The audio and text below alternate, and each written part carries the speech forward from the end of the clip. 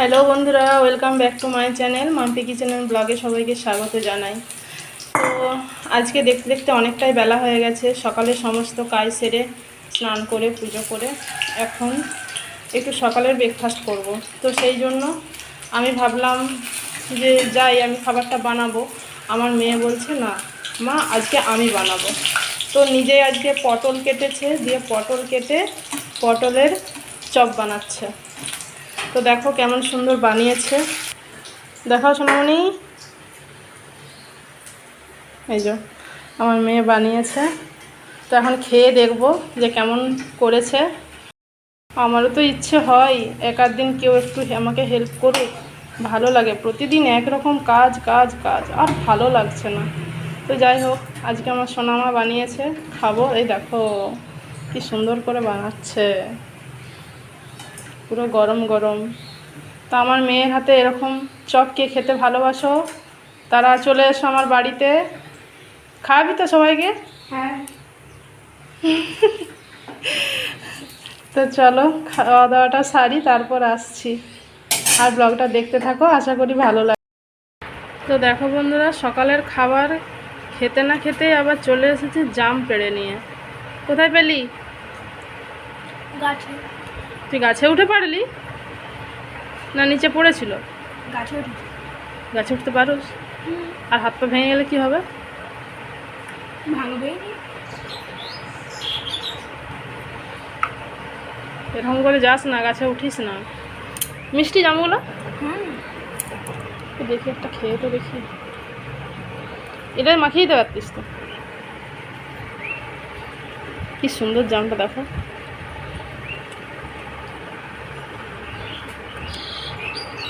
দারুণ মিষ্টি তো।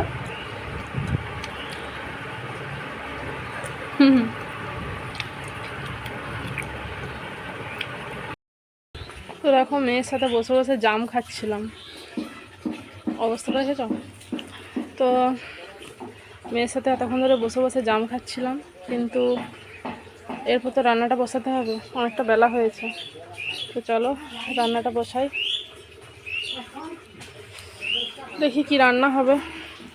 হাঁড়িতে জল দিয়ে বসিয়ে দিয়েছি, আর এই যে চাল ধুয়ে নিয়ে এসে গেছি। চালটা হাঁড়িতে তুলে দিলাম। তো ভাতটা হতে থাক, তো দেখি কি রান্না হবে,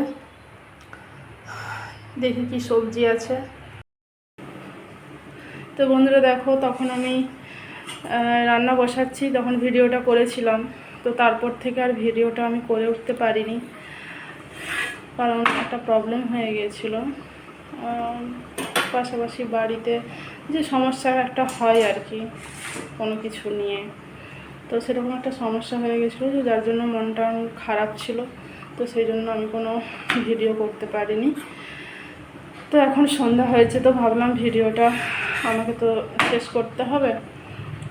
তো তারপর থেকে একটু ঘুমিয়েও গিয়েছিলাম। তারপর উঠে মেয়ে নিজে ডাকছে, মা ওঠো সন্ধ্যা হয়ে গেছে। দিয়ে মেয়ে সন্ধ্যা দিল। তো আমি দেখলাম যে ঠিক আছে চল, তুই যখন সন্ধ্যাটা দিচ্ছিস তখন আমি বাকি রাতে রান্নাটা করে নিই। তো মেয়েকে একটু অল্প কিছু খেতে দিলাম, খেতে দিয়ে আর দেখো এখন আমি একদিকে একটা সবজি বসিয়েছি, আর একদিকে রুটি করছি, রাতের খাবার বানাচ্ছি।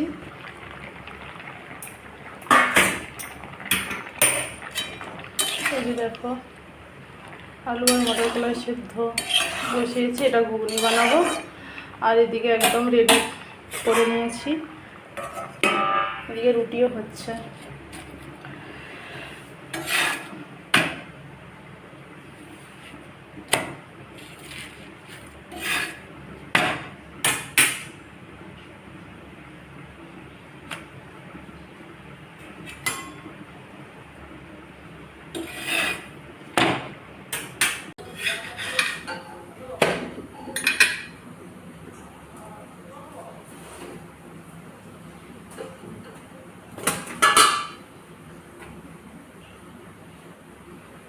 যা গরম, রান্নাঘরে রান্না করতে তো আমার ভালোই লাগছে না।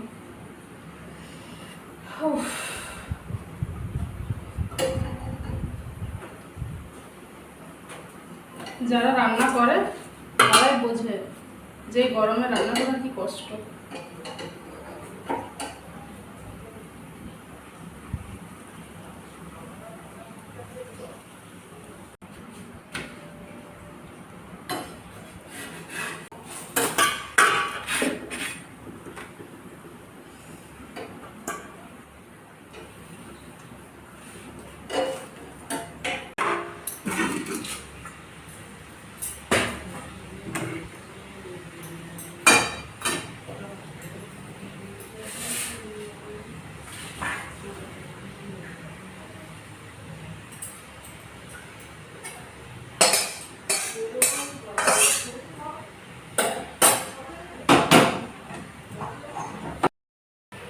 আলু মটর কলাই সেদ্ধ হয়ে গেছে, এরপর আমি ঘুগনিটা বানিয়ে নেব।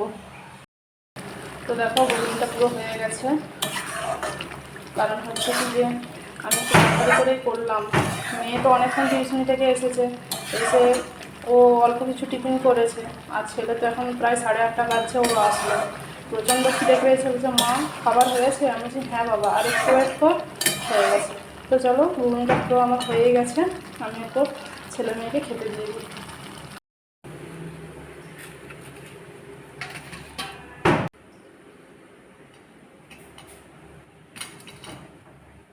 কই রে বাবা, কই রে?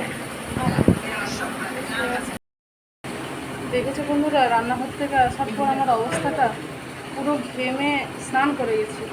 তো যাই হোক, ছেলেকে খেতে দিয়ে দিয়েছি, তো এখন আমি স্নান করবো, সত্যি সত্যি স্নান করবো। কখন সকালে স্নান করেছি, আর ভালো লাগছে না।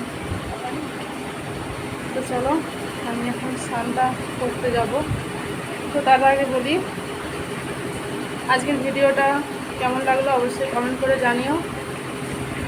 তো পরের দিন ভালো সুন্দর ভিডিও করার চেষ্টা করব, আর খুব তাড়াতাড়ি দেখা হচ্ছে।